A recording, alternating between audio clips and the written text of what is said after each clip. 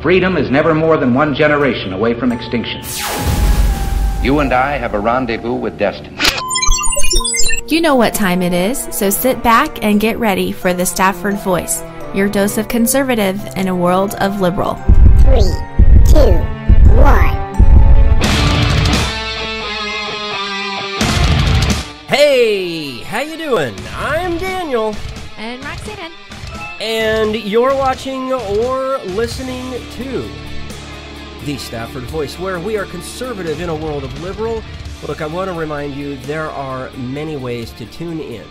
So, set this channel as a favorite. Whatever you have to do so you don't get left behind. Because if for some strange, crazy reason you do miss the show, you'll be able to catch the replay, so just sit tight. There is no need to panic because, hey, we got you. And just make sure you subscribe. It's the easiest way to stay caught up on anything and everything that gets put out. In the case you aren't already following over on social media, you can find us over on Gab or Twitter. That's right, Twitter or Gab at Stafford Voice. Or you can find us on Facebook or Instagram or any other social site of your choosing, wherever, whenever. Just search for the Stafford Voice, and, well, we're probably there.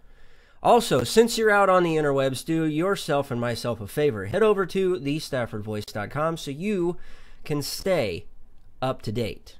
Now, I'm noticing quite a few of you in the chats over on the YouTube side. I haven't seen anybody pop up from the, where else are we streaming? The Twitch side. So let me just give a couple of shout-outs. We got Slick, we got Tina, we've got Jessica, we've got Jess. I assume that Daniel is there. We got Baby Gavin, we got Ron. Did I miss anybody? We got Mr. and Mrs. Lego. Alan? I didn't say Al? I don't know. I don't know if I said Al or not. Al, what's up?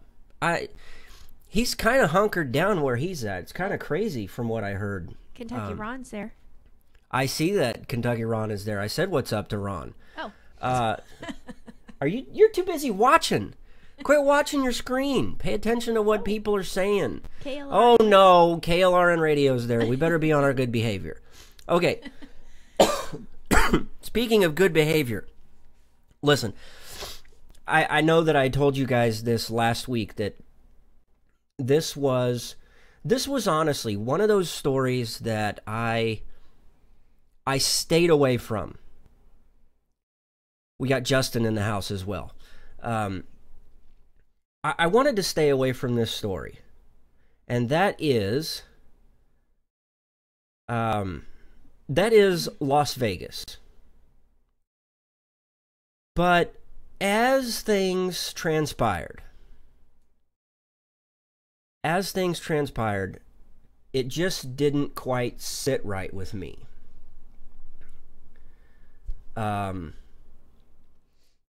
So I decided to jump into it and see what was going on. I decided to take a look.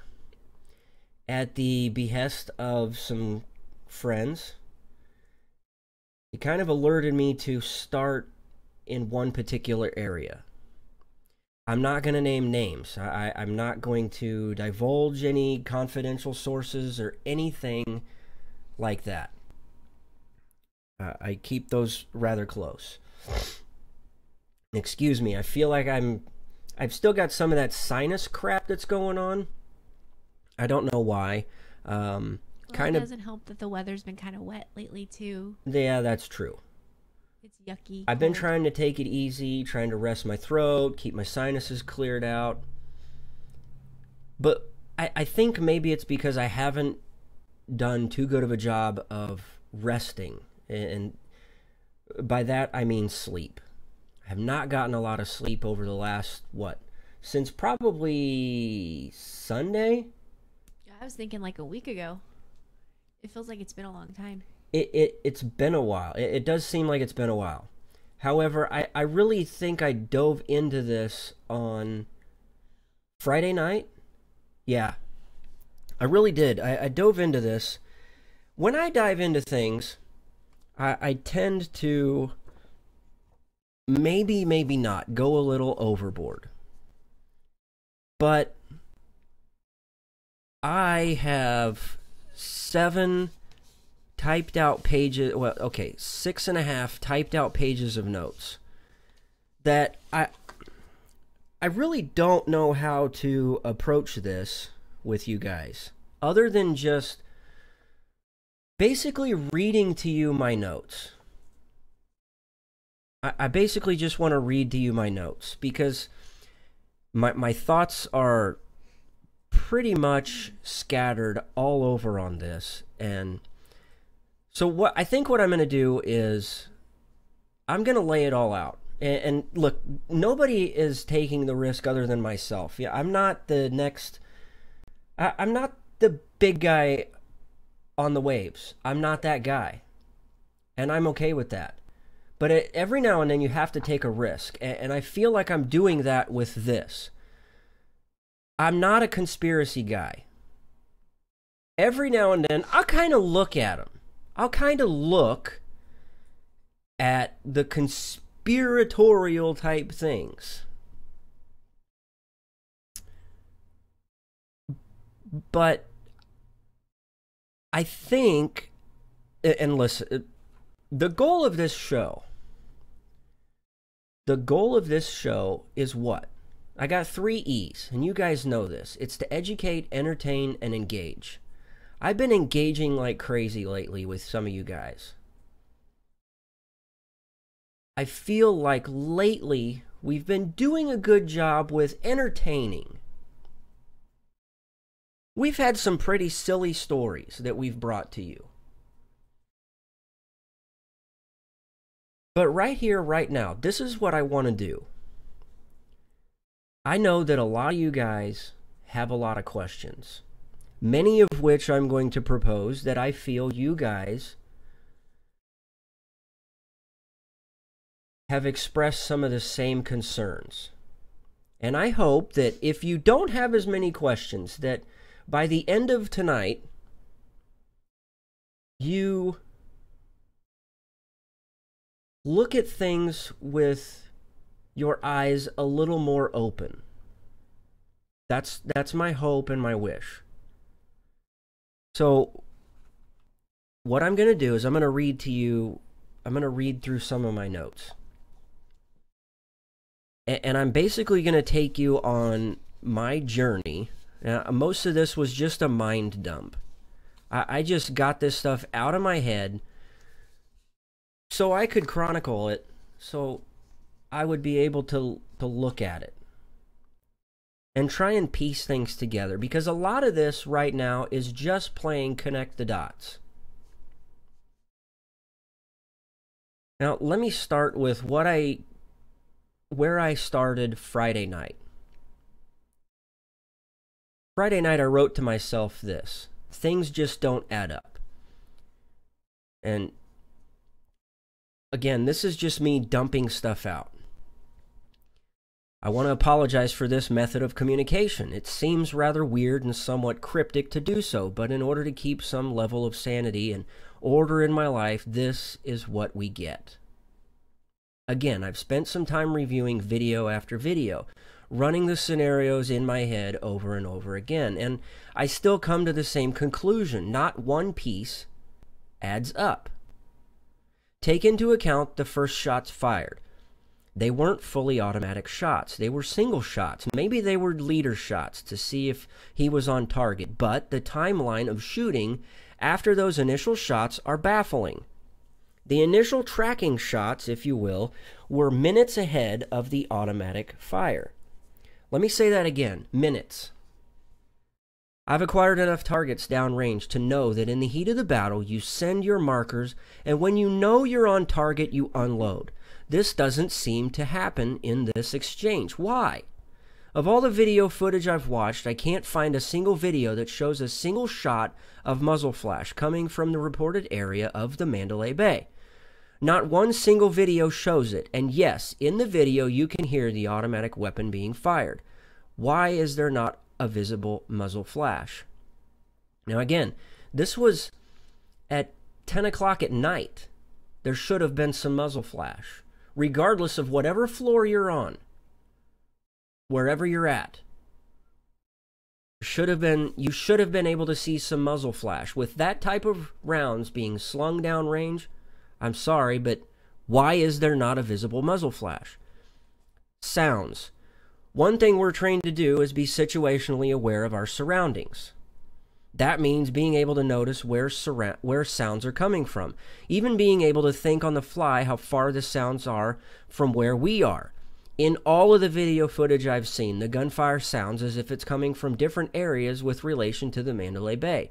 There is, however, one video from a cab driver, and I talk about this cab driver a couple of times. One video from a cab driver situated in the drive lane for the cabs that sounds as if the shots are coming from directly above, which would make sense considering the location of the cab in relation to the supposed 32nd floor. However, the cab driver video has what could be echoes of the gunfire. I've been to Las Vegas. It's a rather noisy place. With the distance between the buildings, the odd shapes, and the relative noise level, it doesn't seem consistent to have the echoes as they appear to sound on the cab driver video. The supposed suite where Paddock carried out the shootings aren't consistent with the reports. They even don't make sense given the pictures of the suite. Let's start with the idea that they breached the door. Okay, I get that. Breached, as in they made a forced entry. Two things alarm me right off the cuff. First, we're told, or at least I read in multiple reports, one of which was the 60 Minutes story, that the officers used explosives. Now, I know explosives. It's what I did while in the Army. The pictures of the double door entry to the suite shows one of the doors knocked off its hinges. There appears to be no sign of explosive used to breach the door. This brings me to my next point on the entry door. Why are there bullet holes in the entry door that appear to have come from the hallway rather than from the inside? This seems to be contrary to their initial report. The element of surprise is gone at this point. Rigging for explosives gives you the element of surprise. Second, the images that are leaked from inside the suite. In the picture, we see plenty of spent casings and weapons strewn about. Why would the casings be all over the place?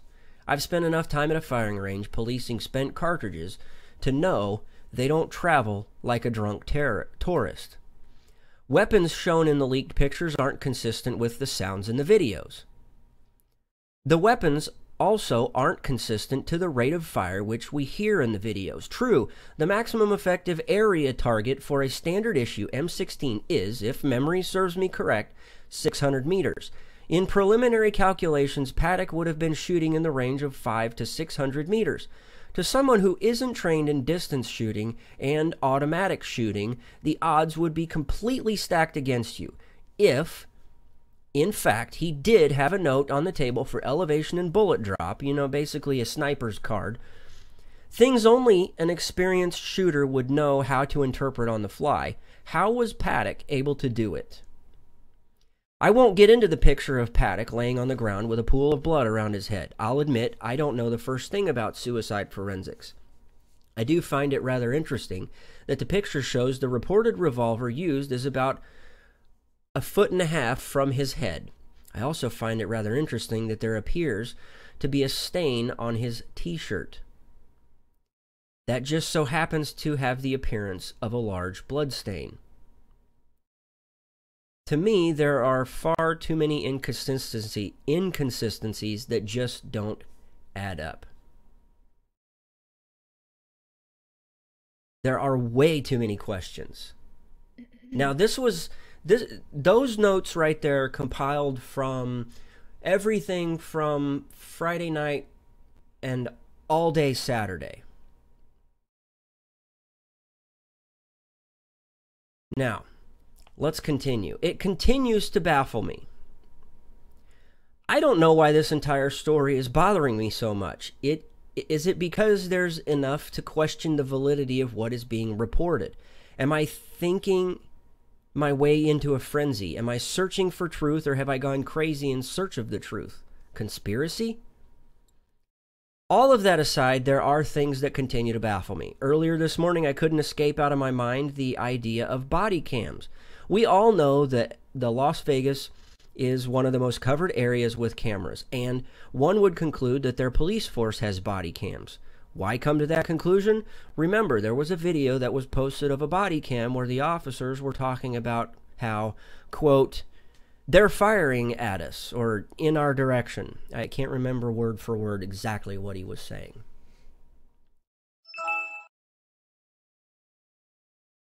Where is the police body cam footage? Well, here's an answer to that question. Here is a valid answer to that question that I'm asking. Okay. Where is the police body cam footage? Okay, let's realize that for 1 second that, again, Las Vegas is one of the most heavily cameraed areas, right? Yeah. Everywhere we looked, there were cameras. That was a long time ago. And that was a while ago.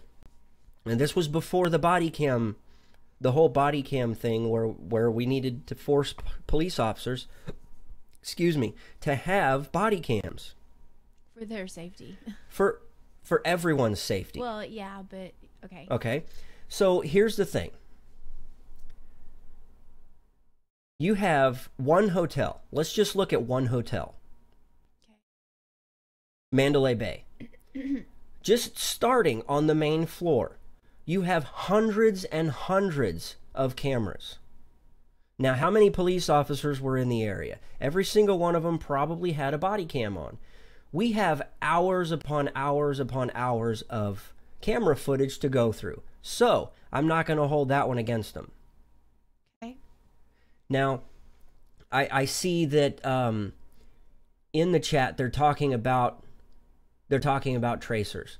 I know this may sound really stupid and I don't know much, but what exactly are tracers? A tracer. Okay, so, and this kind of goes along with something that I hope I can remember. Remind me when I get way, way down here and I start talking about the jet fuel storage tanks. Okay. Ask me the question about tracers then. Okay. Okay, so keep that one in the back of your mind. Okay, where was I? Also, there are audio files out from the police scanners talking about the event. During the audio, they talk about how there are / could be multiple shooters. The officers heard on the radios kept talking about Mandalay Bay. One officer said it was coming from about a third of the way up. Another said halfway. There are also reports that there was gunfire coming from both the 29th and the 32nd floors. Even the chat on the scanners talk about the possibilities of multiple shooters. Now, I have a somewhat partial transcript of the police scanners. In this partial transcript, they talk about another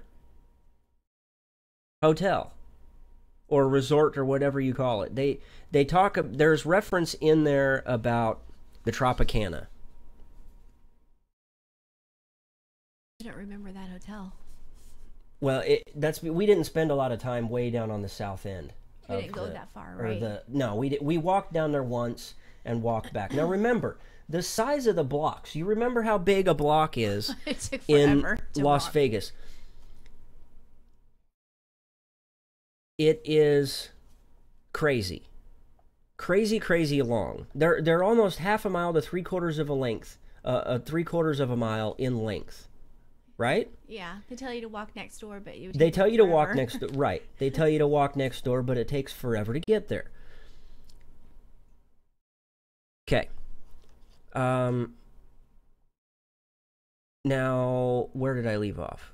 Okay, what else can we attain from the police scanner traffic? Is when they are breaching the door. You hear the term breach the door and immediately confirm the suspect is down. Just how much was the audio edited? I'm not sure. I would rather hear the entire recording of the raw audio to make my own conclusions. More video is being uploaded and released from inside and around the venue. Noticeably, one of them is the very start of things. In the video, Jason Aldean is on stage performing When the first shots are heard, it's a long and steady stream of gunfire, enough that Aldean stopped immediately and rushed off the stage. The crowd goes quiet, and there's an audible uh-oh from someone near the camera. Based on the initial amount of rounds fired, why does it seem that nobody is fazed? It doesn't appear that anyone is hit or injured or crying out.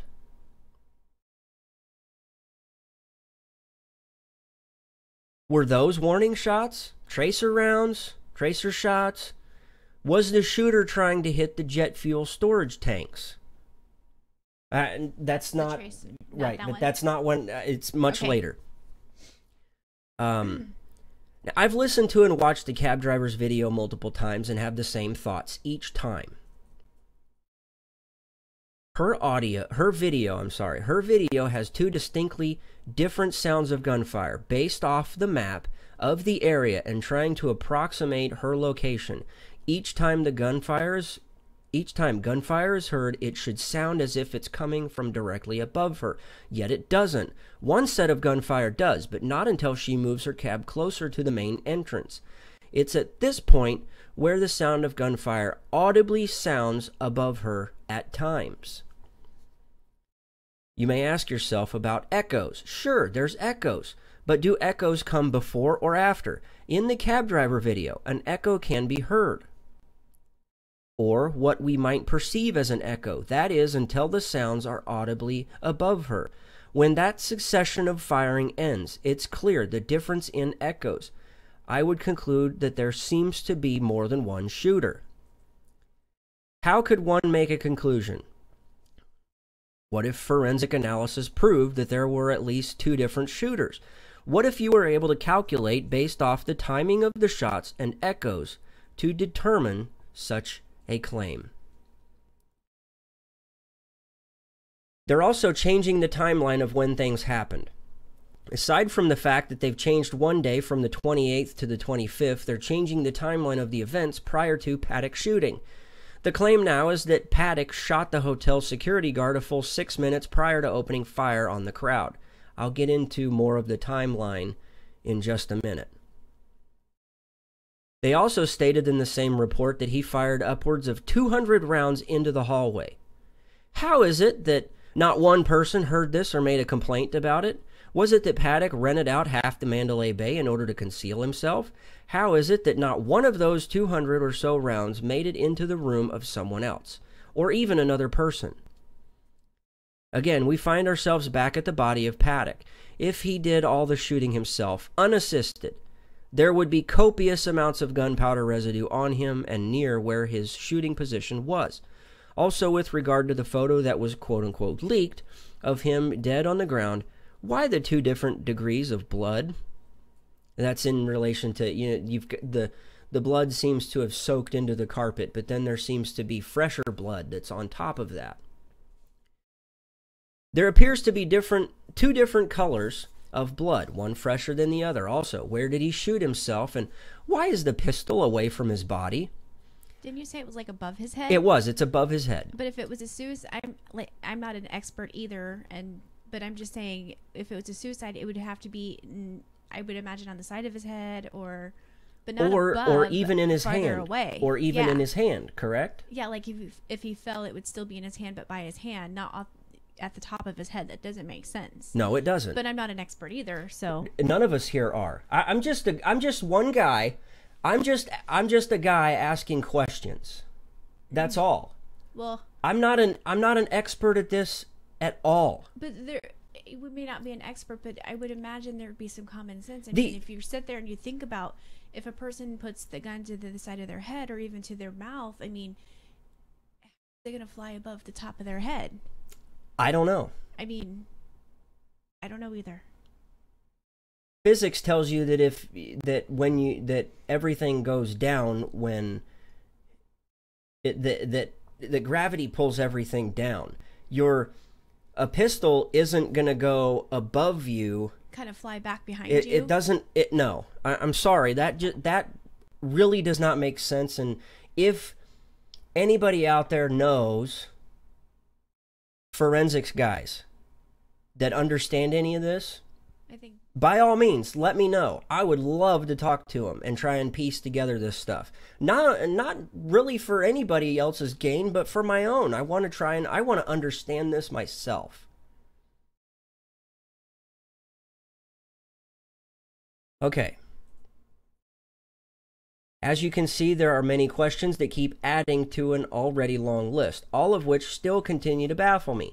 And that's without contemplating where there could have been other shooting positions and what the motive could have been. Okay. We're like, oh boy. Now we're catching up to like, what's this? Tuesday's stuff. Okay, here's what I compiled on Tuesday. What happens in the hotel stays in the hotel. I continue to be plagued by the talk of the timeline of it all. 9:59. Hotel security guard is shot by Paddock on the 32nd floor of the Mandalay Bay Resort and Casino. 10:05. First shots fired on music festival. This was seen on closed-circuit television from the concert venue. Yet, there's not one video that proves this. That it came from the Mandalay Bay. 10:12 p.m. First two officers arrive on the 31st floor and announce that the gunfire is coming from directly above them. 10:15. The last shots are fired by Paddock. 10:17. The first two officers arrive on the 32nd floor. 1 minute later, security officer tells police he was shot and gives location of the gunman's room. 10:26, roughly between 10:26 and 10:30, 8 additional officers arrive on the 32nd floor and begin to move down the hallway, clearing every room and looking for any injured people. They no longer hear gunfire. I want you to remember these times. At 10:55, 8 officers arrive in the stairwell at the opposite end of the hallway nearest to Paddock's room. 11:20. 11:20, an hour after the security officer tells them that he was shot and tells them where the gunman's room is. The officers enter the room. They see Paddock on the ground and a second door that could not be assessed from their position. 11:27, a second breach is set off, allowing officers to enter the second room. Officers quickly realize there is no one else in the rooms and announce over the radio that the suspect is down. If we are led to believe that Paddock was the shooter and that he shot the hotel security guard a full 6 minutes before opening fire on those at the music festival, how was this not relayed back to the police? If it's true that he fired some 200 rounds into the hallway, anyone with sense would have relayed this information to their superiors, who in turn would have contacted the police. Why the lapse? Paddock fired down on the crowd for 10 minutes, and in those 10 minutes, 7 minutes into his gunfire, there were already police on the floor below saying it was coming from the floor above. All of the video that has been posted shows a crowd in panic, unaware of the exact location of the shooter or shooters. How is it that they were so quick to descend on Mandalay Bay? Now again, at a normal pace, again, normal pace, not a rushed, frantic pace. A normal pace, I can cover a half a mile to a mile in 5 to 10 minutes. If I'm frantic and I'm booking it, I can cover half a mile in 3.5 minutes. I can cover a mile in 6.5 minutes to 7 minutes.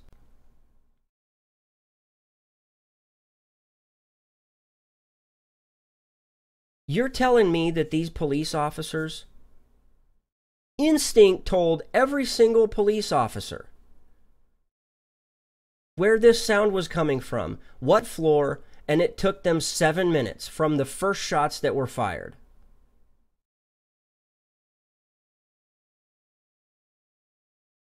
Once the officers arrived on the 32nd floor, how is it that they were completely unaware that the security guard had been shot at? Wouldn't that have been crucial information once they first entered the hotel? I understand the need to search the floor, but why did we search the floor before at least descending on the known whereabouts of the activity? Sure, we know that's the first thing you do is sweep the floor and work your way to the threat. But by this time, the shooting from the room had stopped. Besides, we know where the shooting is coming from, as the hotel security guard was shot at some 200 times. It took them almost an hour to work their way to Paddock's suite before entering. How? Why? It took 7 minutes for them to confirm that there was a suspect down. From the layout of the suite, they would have walked right past a dead Paddock before finding the second room. And speaking of the layout of the suite, things continued to not add up. The main window, the one that is at the end of the suite, not the one on the main facing side of the building, the angled one, is presumably the main shooting position. We come to this conclusion by the facing of the window. It would give the best line of sight for the shooter. However, it's too close to the support pillar. This would be an awkward shooting position for someone who is standing in the prone position.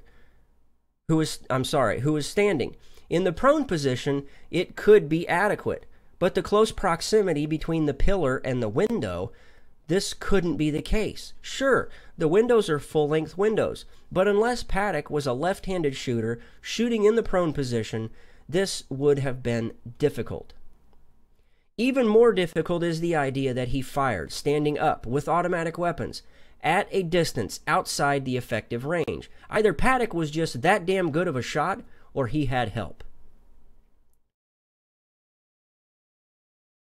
We would assume Paddock is not a left-handed shooter, as it is that in the photos that were leaked show his left hand with a glove on, not holding a weapon. As a matter of fact, the revolver is above his head. How did he shoot himself and have time to release the weapon?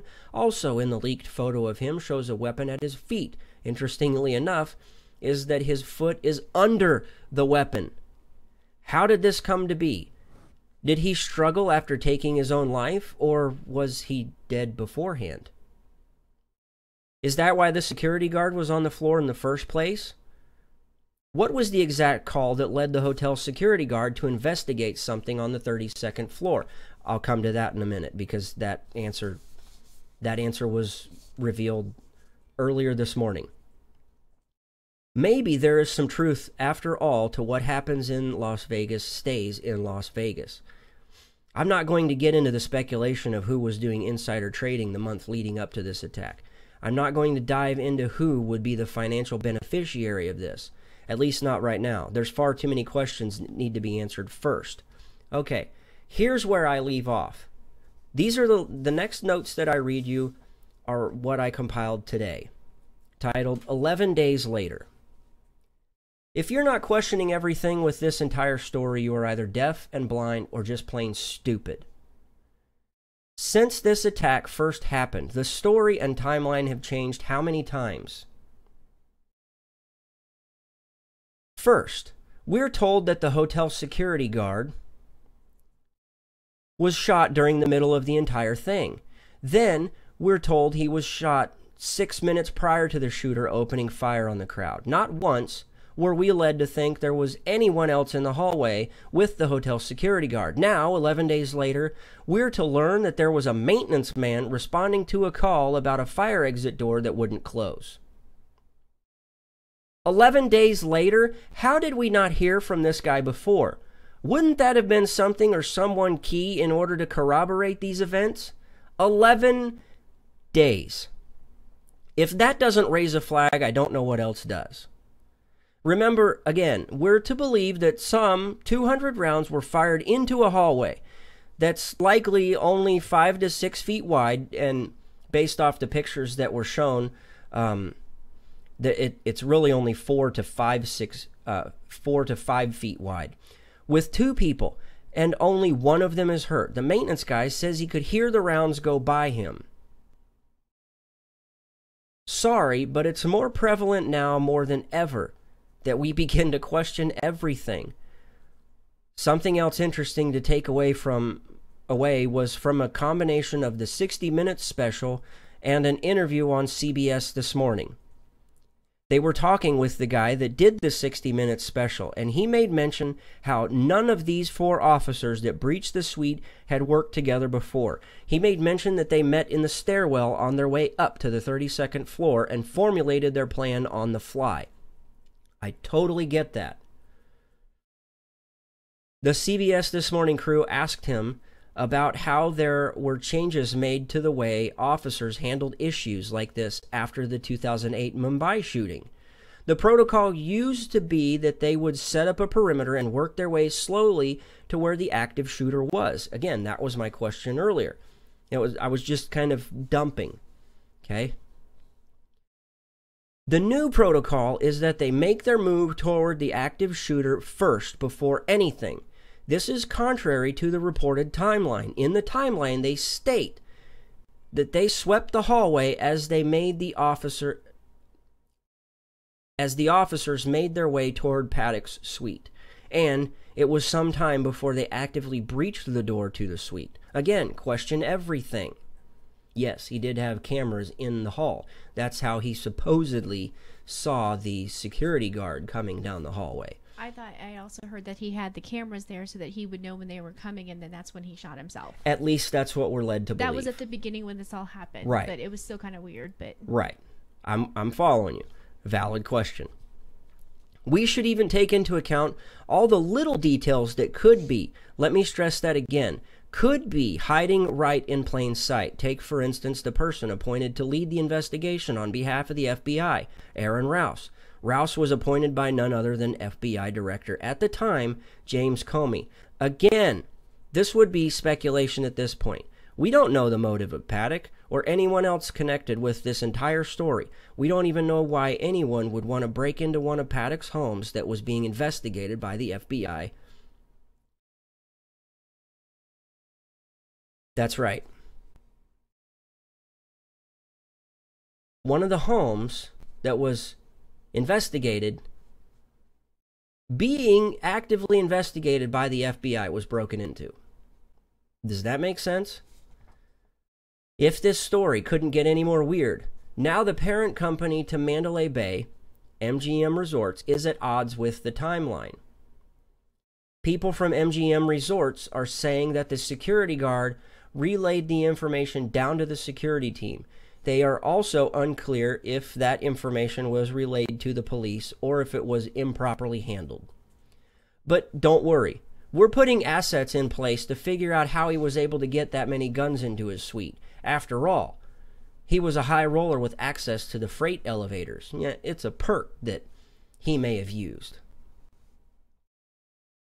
Adding to the confusion, there are no surveillance cameras in the floor's hallways, but only on elevator banks, not the freight elevators.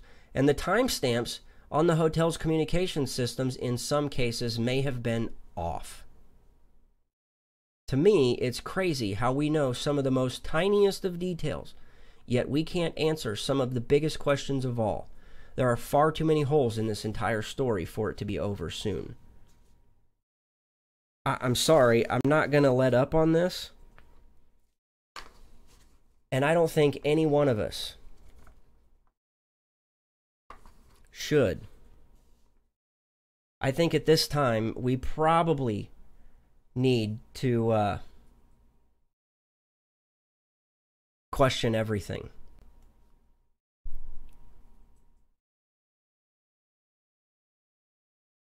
If you have questions, ask them. Because somebody out there might know the answer.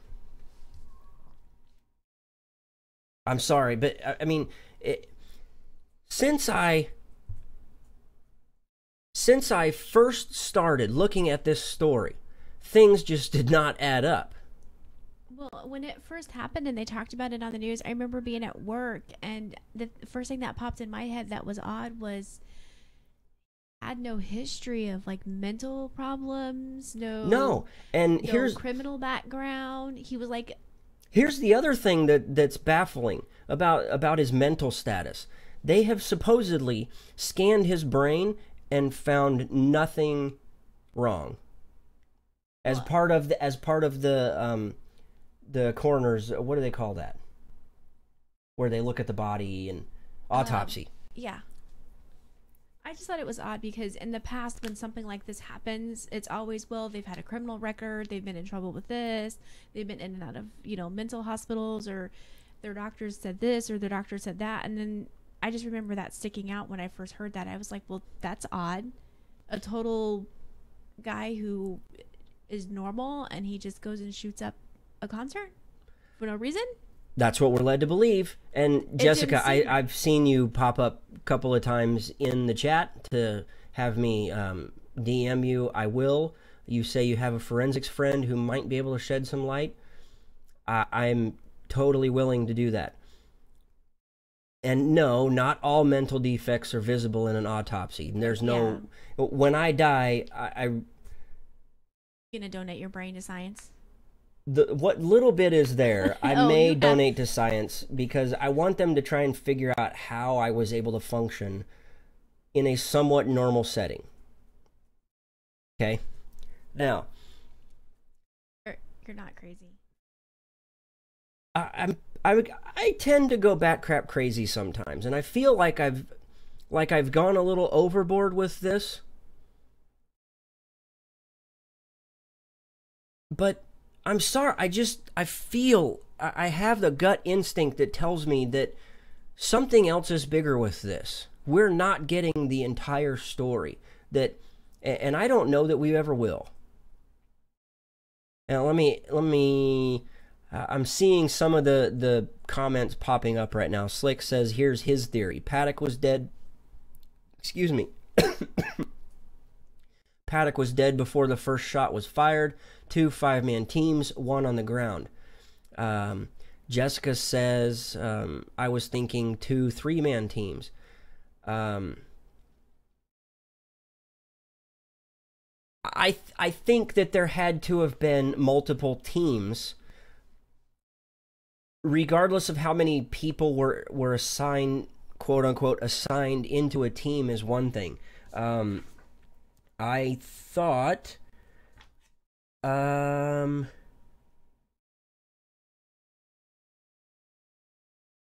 thought that there was one video where, or something, I read something somewhere or heard, where somebody had made a comment that there was a vehicle leaving or going the wrong way or doing something, but it wasn't even over in front of Mandalay Bay. It was over by somewhere else.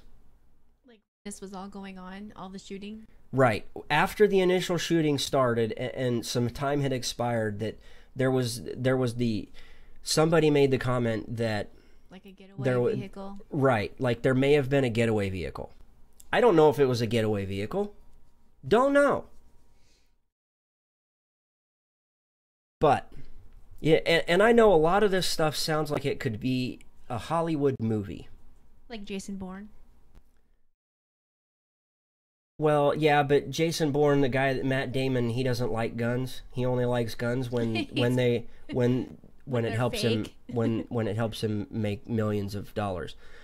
So Refill is asking who shot the 200 rounds. Yes, it was quote unquote Paddock. From what we're led to believe, all of the reports are saying that Paddock fired some 200 rounds, and this is both coming from the security guard and now the new maintenance guy that was dispatched to that floor.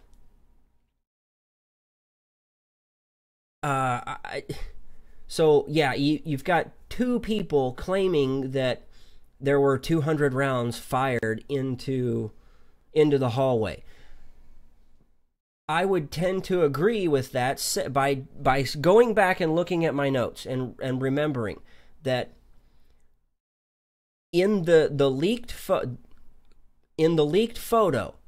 where they show the entry door, there was the bifold doors. One of the doors was knocked off its hinges. In that door, you see bullet holes. I've fired enough weapons to know what 200 rounds look like. It doesn't look like 200 rounds went through that single door. The other door doesn't look like it had very much damage in it at all, if any. But I'm saying that, yes, there were bullets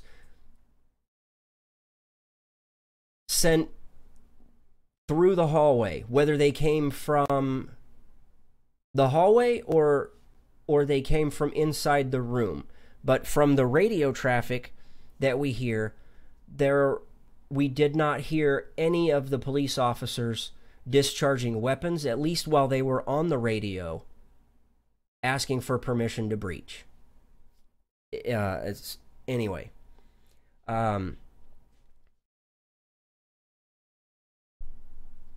Yeah, be advised. You need to stay vigilant. Go with your gut. If you don't like the way something sounds, speak up. Dig deeper. You may be the only person that could figure it out and find the truth. I'm not saying that I'm the guy that's going to find the truth, that's going to find answers to all of these questions. Again, I'm just an average guy like you, okay? I'm just an average guy. I'm not a big shot media guy. I wouldn't mind having a larger platform, but I like being able to talk to you guys.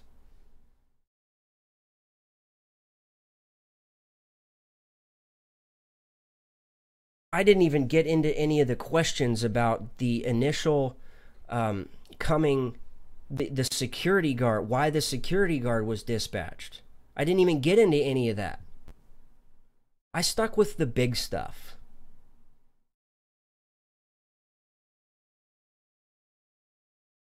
I even talked with a few veterans who have spent time in Afghanistan. They spent time in Iraq. These guys know what gunfire sounds like. And as soon as when I asked them, have you listened to any of the footage? What does it sound like to you? Not a single one of them said it sounded like an M16.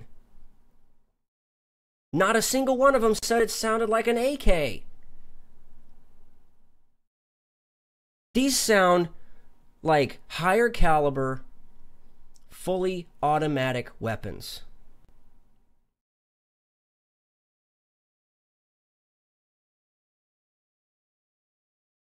I'm just saying, there's way too many holes in this story. Way too many things that we're not being told. If they wanted to squelch all of these people questioning the holes in their story,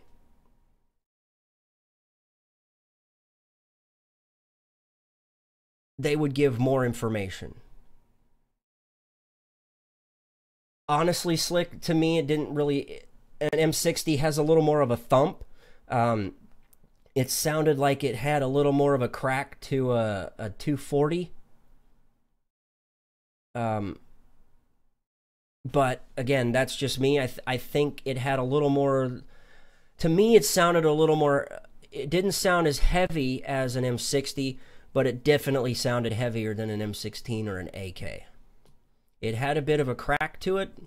A 240 has a bit of a crack. An M60's got a little more of a thump behind it. I mean, it's got some power behind an M60.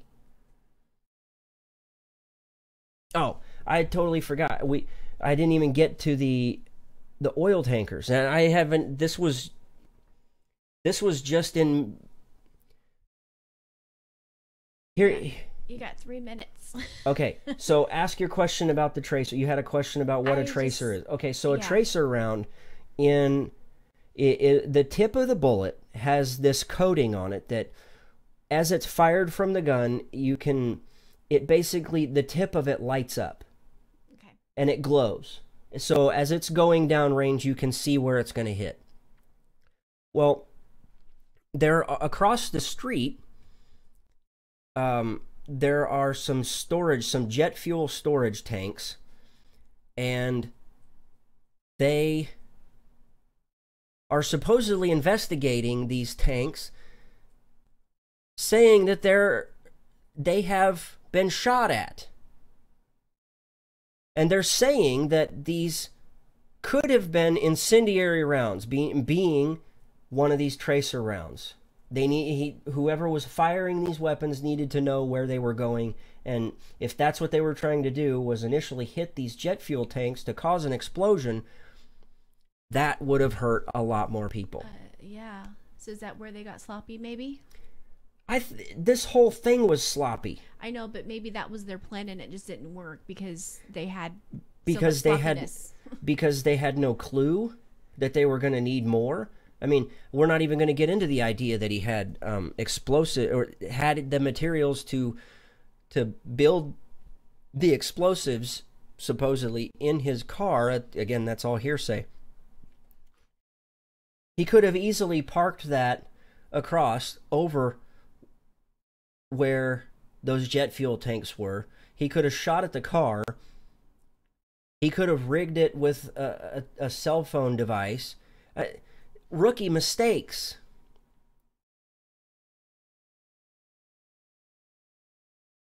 Let me echo what Slick is saying. Those tanks are 1,200 meters out from the hotel, way beyond the range of an M4. Again, an M4 is basically a snubbed-down version of an M16. It doesn't have the same length of barrel.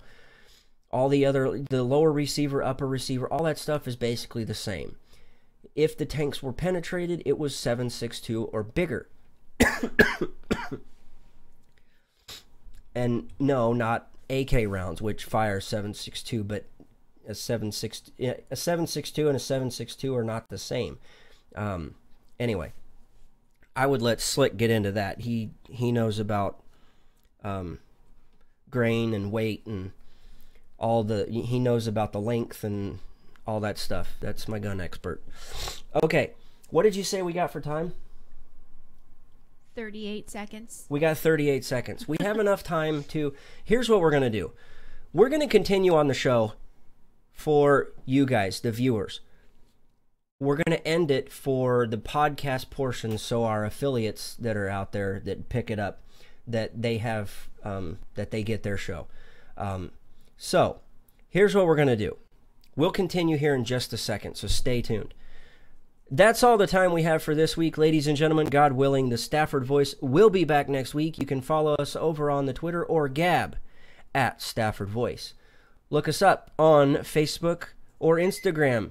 All you got to do is look for the Stafford Voice. Email your questions, comments, or concerns to thestaffordvoice@gmail.com.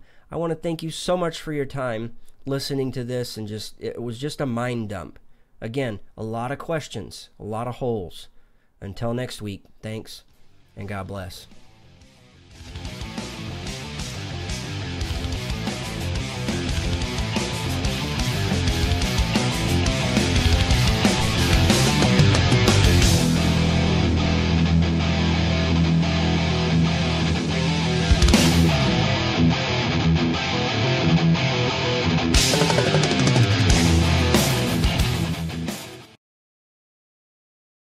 Okay. Hopefully you can hear me. Looks like you guys can hear me. Let me know in the comments if you can hear me or not. Okay. Here's the thing. We're done talking about that. Fair enough? That was a question. Oh. You're reading all the comments? Yeah, I was reading what... Somebody said there was something rotten in Denmark. Yeah, I missed it. I don't know what happened. Yeah, I was getting ready to ask about that. I saw that. I was Jessica also says she does mind dumps on North Korea fairly often, connected enough dots on things. Yeah, I totally get that.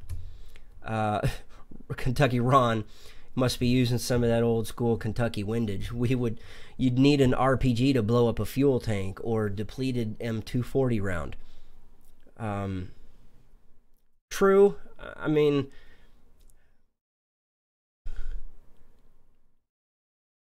I don't know about a 240. I don't think a 240's got enough to it. Maybe a 60 has it, but I think it's a little more convenient for them to have used explosives to have taken out the tank. That would have made way more sense.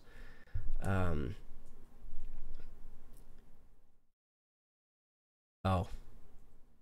don't know why you would want to shoot at it. I don't honestly think that shooting these jet fuel tanks would have done anything other than poke a hole in it and cause a big, massive leak. Shooting at it with such a small caliber, common sense would tell you that you're not going to blow it up.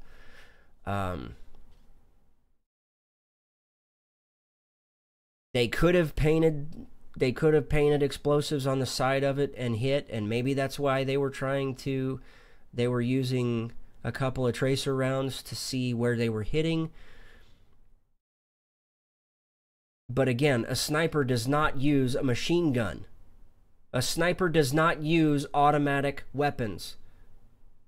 They use single shot bolt action. That's it. They don't do the shotgun approach. Okay, enough about all of that. Did you hear that the Boy Scouts... Did you hear about the Boy Scouts, what the Boy Scouts did today? It's now...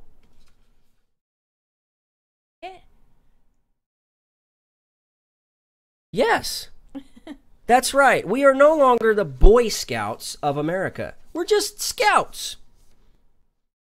Just Scouts. That's right. Today, the Boy Scouts of... Now, let me read to you what they put out. This is from their press release. Today, the Boy Scouts of America Board of Directors unanimously approved to welcome girls into its iconic Cub Scout program and to deliver a scouting program for older girls that will enable them to advance and earn the highest rank of Eagle Scout. The historic decision comes after years of receiving requests from families and girls.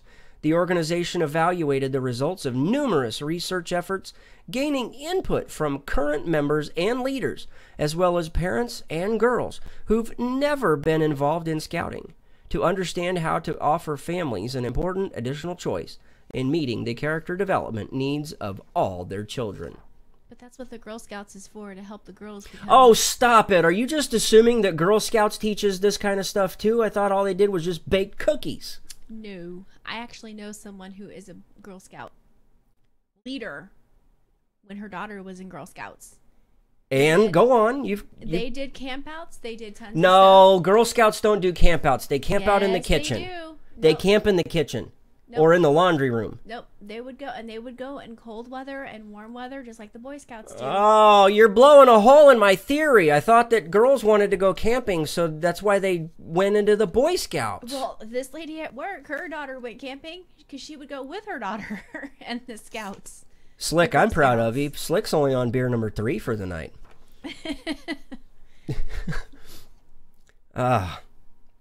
Okay, so they went on to justify...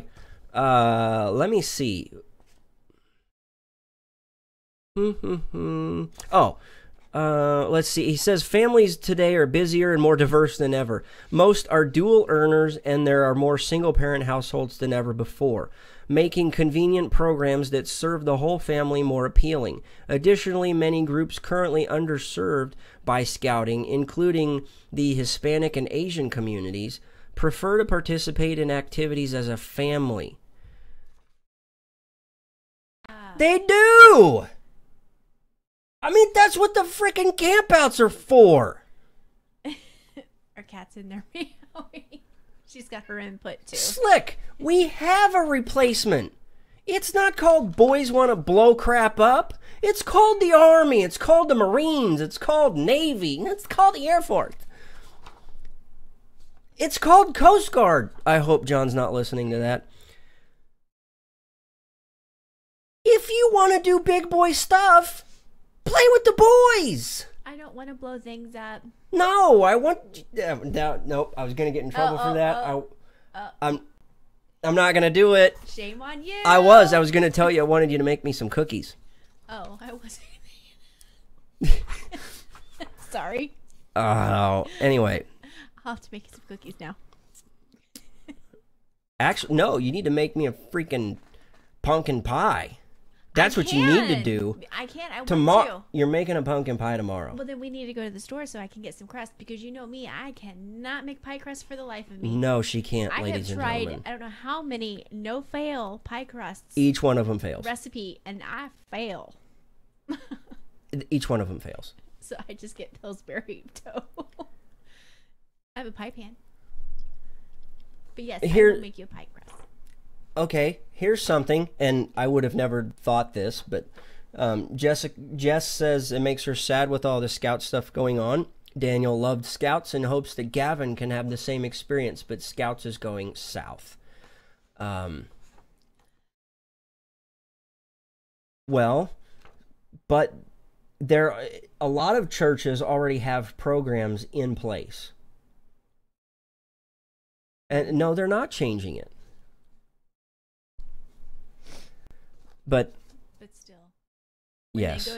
When they go to like the big camps like Daniel did when he went to Bartle and stuff like that, that was other groups there as well that were not necessarily the religious from the churches. They were from the schools and stuff, so that would make a difference too there, I guess. It would, but still, it's called Boy Scouts.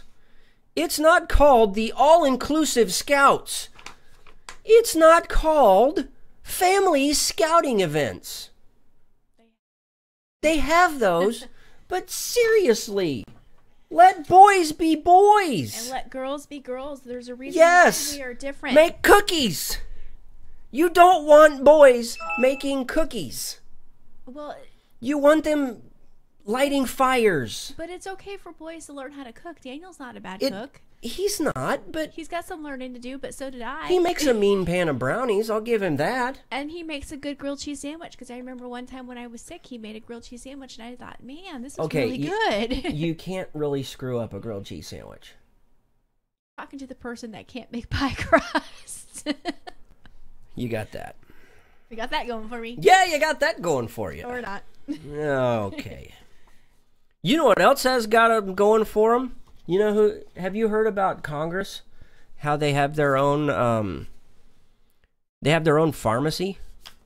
What? Yeah, Congress has their own pharmacy. What? Do they get their stuff free? No, well, at taxpayer expense, but that's what I'm saying. It's free to them, but somebody's paying for it.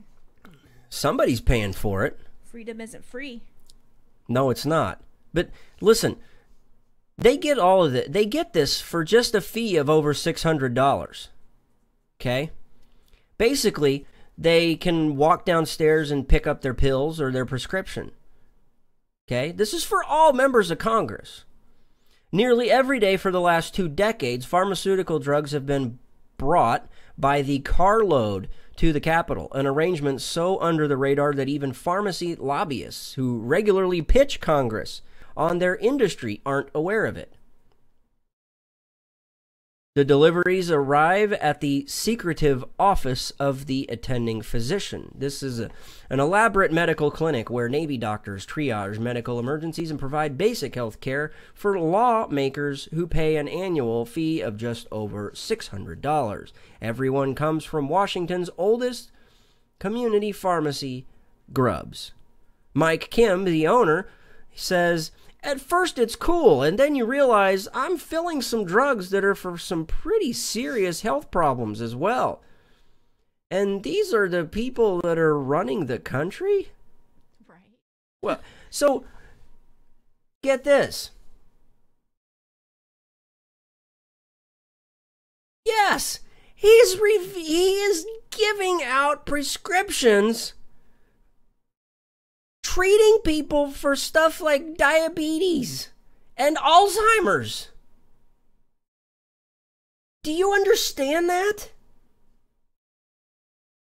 Question. That was a question for you. Okay, sorry. Do you get that? He's filling prescriptions for people in Congress for Alzheimer's. They shouldn't be in Congress then anymore. They should be out of Congress. Do you get that? No. These people are in Congress and they're getting prescriptions for Alzheimer's.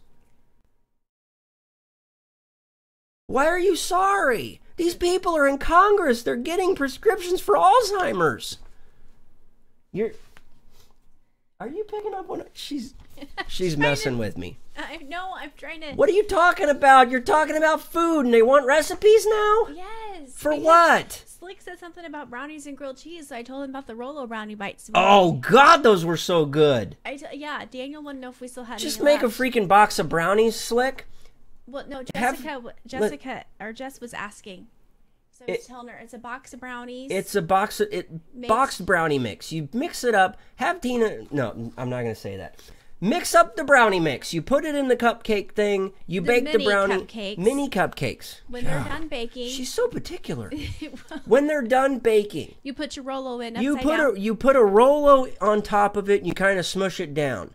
And then the caramel frosting is just cream Then you make cheese. a caramel frosting, which is like grilled cheese and caramel. Cream cheese. That's what I said. You said grilled cheese. I said grilled cheese, but I meant cream cheese, not cottage cheese.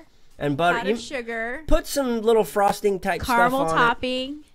And then you put it on fantastic. top. It really is. They're really good. They're good.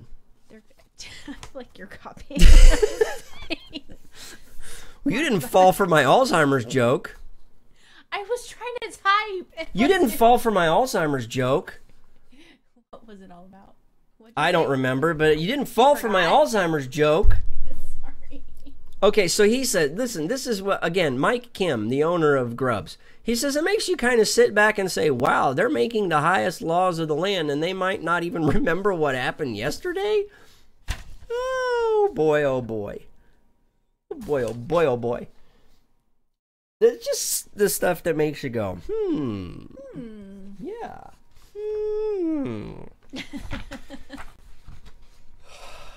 And yes, Ron, that somebody paying for it would be us. Always us. By the way, I want to commend you guys. You guys have stuck out longer than I thought most of you guys would.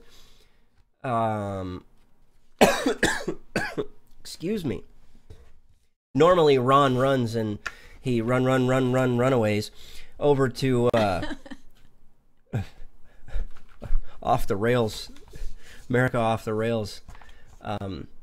So if he's gonna jump out of here anytime soon, that's fine. I just wanted to recognize a lot of you guys in the chat. I really appreciate it. You guys, the numbers have been really good all night long.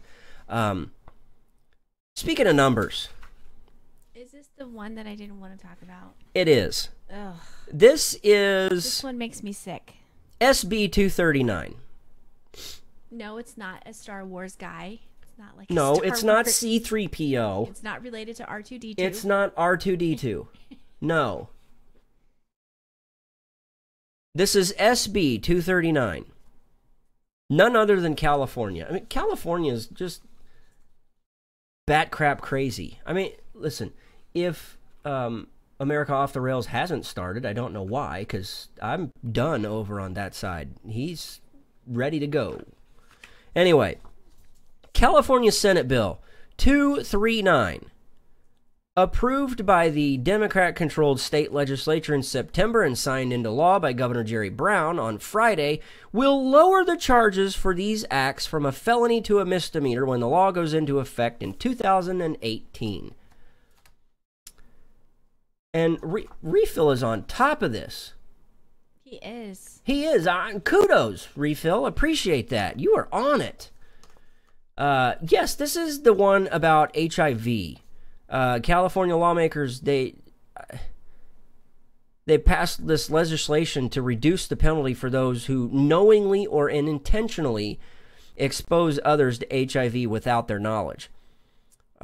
Here's what supporters had to say. Supporters of the reform push in California, which included a broad coalition of public health, LGBT, civil liberties, and HIV groups in the state, described the laws as outdated and ineffective, pointing to statistics that showed that the vast majority of convictions were related to sex workers who were required to undergo testing for HIV after being convicted of crimes such as solicitation. And yes, Refill, let me just highlight that. If you knowingly infect someone, you are committing a crime. That's it. It's not a debate. I have a question. What's your question? This bill, is it just for those who donate, or is it for people who intentionally infect somebody, whether it's through drugs, sex, or whatever? I think that's what it's for. But still, if you knowingly have HIV and you go to a blood bank, you should not be donating blood. In the event of an emergency, and people need blood. That's usually what happens when they need the blood. Right. I mean, we saw that with, we saw that in Vegas, right? The day after the shooting, they formed a big long line and people were donating blood. Yeah. And they basically, excuse me. They basically said, okay, we're done. Fine. We've got enough blood to hold us over.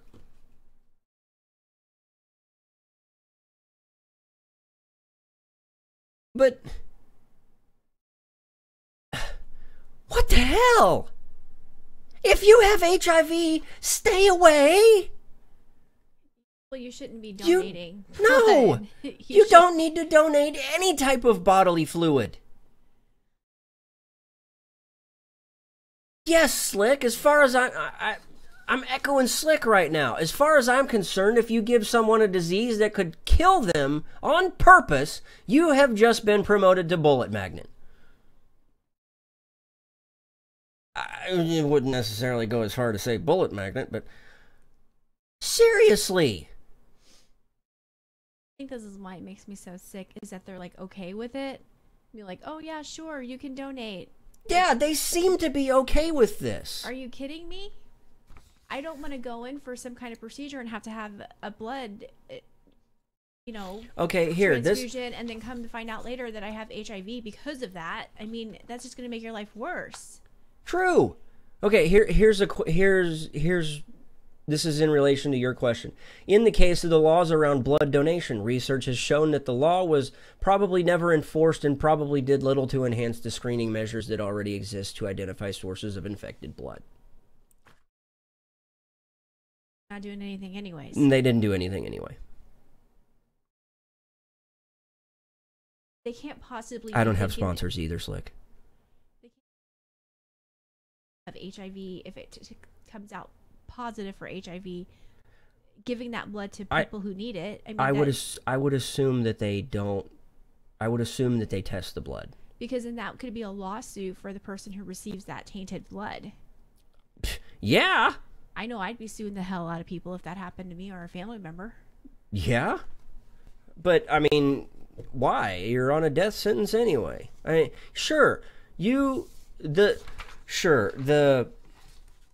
the drugs that we have now versus what we had in the 80s during the AIDS, HIV craziness, mayhem, are far better. People are able to live a somewhat normal life. But still, I don't... But still, these guys and gals go broke trying to pay for all this medication. Well, and it's going to be something you're on for the rest of your life. I agree, Slick. We do need some sponsors. I'm working on it. I'm trying to figure some out. As a matter of fact, I sent 2 emails out earlier this morning for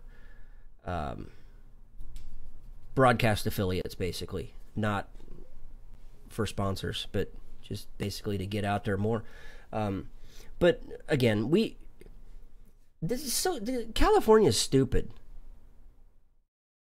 I saw something briefly on, what was it? Oh, it was over on Fox News. It was one of those articles on the side. One of those ones that people write in. It was by John Stossel. He said, what's the big deal about seceding anyway?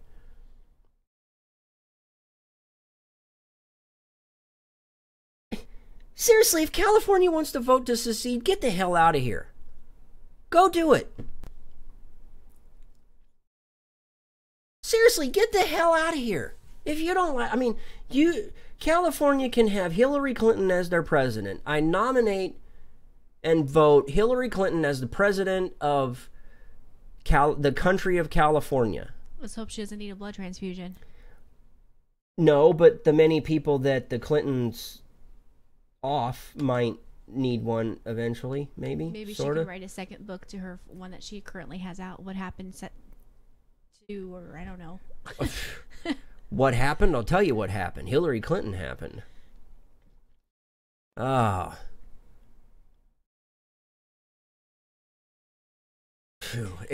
California is beyond stupid. Refill wants to know about that sponsor that we used to have. You know, the one that makes him hungry. Crazy Good Eats. We went there yesterday. They're still there. They're kind of a silent partner, or not a silent partner, but a silent sponsor. Always have been. They continue to treat us very, very well.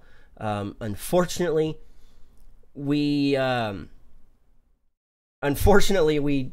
I like to talk, and I need to figure out a better way to remind myself to do breaks in the middle of a show, especially if some of these other people that I've reached out for to be an affiliate, they would probably require breaks at certain points.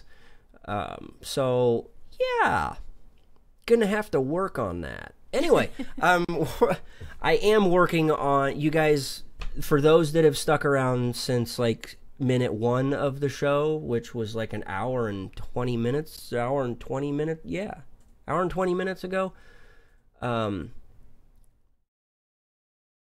You'll notice that we did some pre-show stuff, where we had a new overlay, and we had some background music. It was YouTube friendly, even though tonight's show was not advertiser friendly. So YouTube is going to not like this show. They won't monetize it. Half the time they don't monetize them anyway. What did Jessica run over?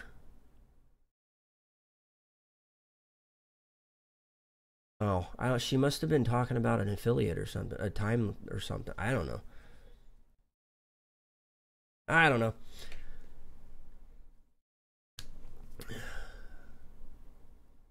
What was... Oh, Slick's talking about the pre-show. He liked that. I like it too. It kind of... it gave me a chance to get you guys in the chat room and kind of say hi before everything got started. Had some friendly music playing. We had, for your listening pleasure, we had the Battle Hymn of the Republic, brought to you by the U.S. Army Band. It made me want to get up and dance.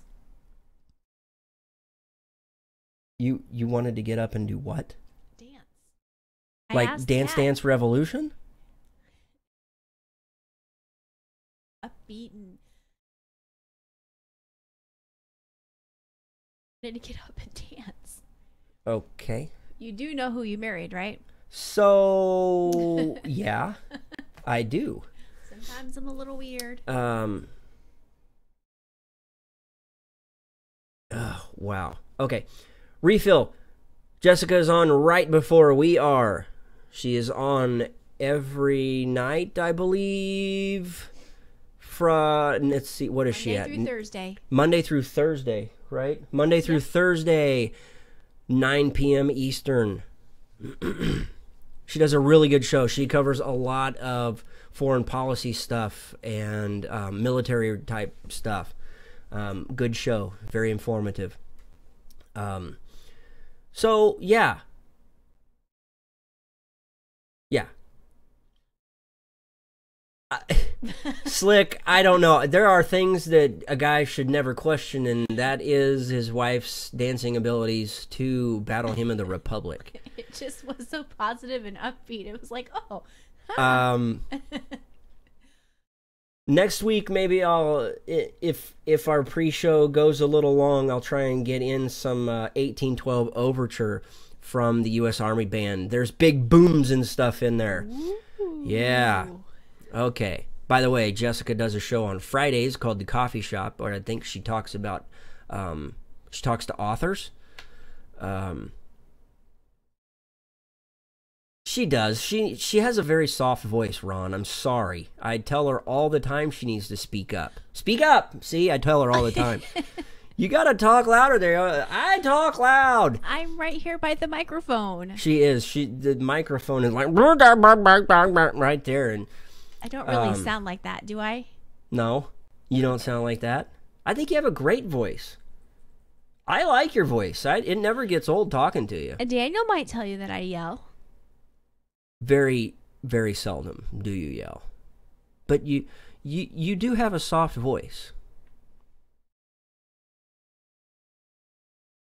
To say to that. Because you have nothing to say. You know why? Why? Because you do. It's a fact. Refill wants you to make me answer a question. I don't know what the question is. If he's going to ask that silly question that he's asked for the last 2 months, it's not happening.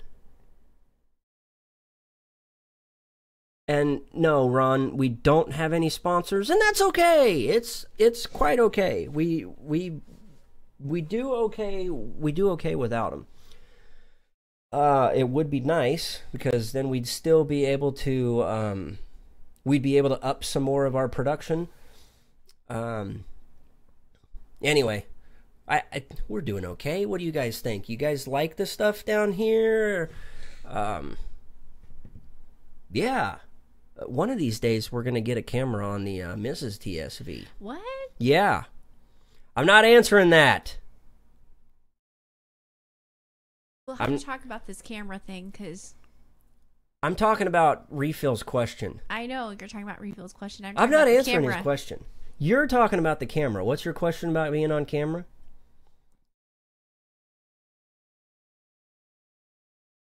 You know what I look like? Yes! So do they. They watched the vlogs when we did them. Yeah, but I knew I was doing a vlog, so I tried to make myself look nice. But are you kidding me? I got a face for radio here. Look at this. I have a face for radio, too. No, you don't. Look at this hair. Yours stays in one place. Mine, at the end of the day, looks like look I stuck my finger in a light socket. This is not pretty. I like it. You have weird taste. Apparently I want to dance at the battle hymn of the Republic. Wow, somebody's sarcasm meter has pegged.